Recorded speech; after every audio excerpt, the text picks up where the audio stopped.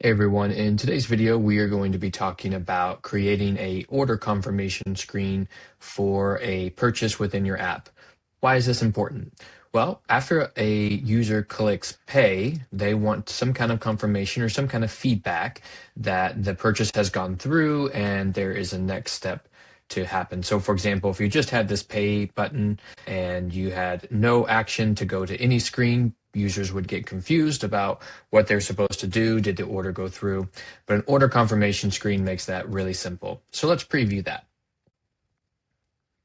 Here you see the coffee shop app that we've been working in.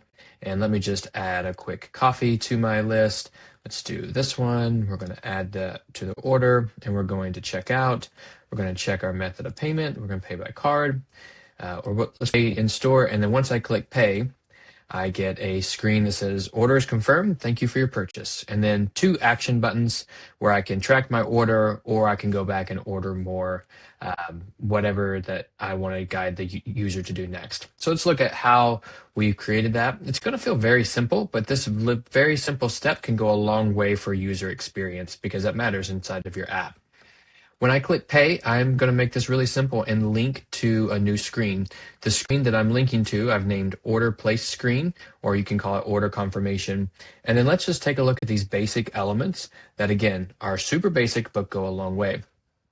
I've got an image here. I asked ChatGPT to come up with some bonus points here. You could use a GIF or a very, very low size Lottie file to have animations come up.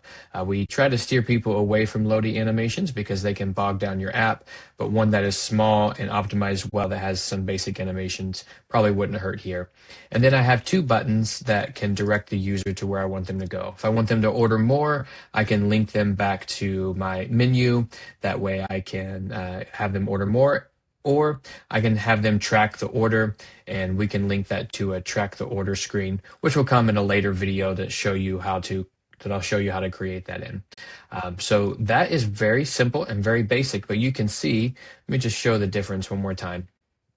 So when I place the order, let's go ahead and do an order.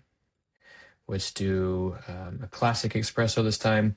If I were to and not have anything, so I'm just going to take this action out and just show you the difference from a user perspective.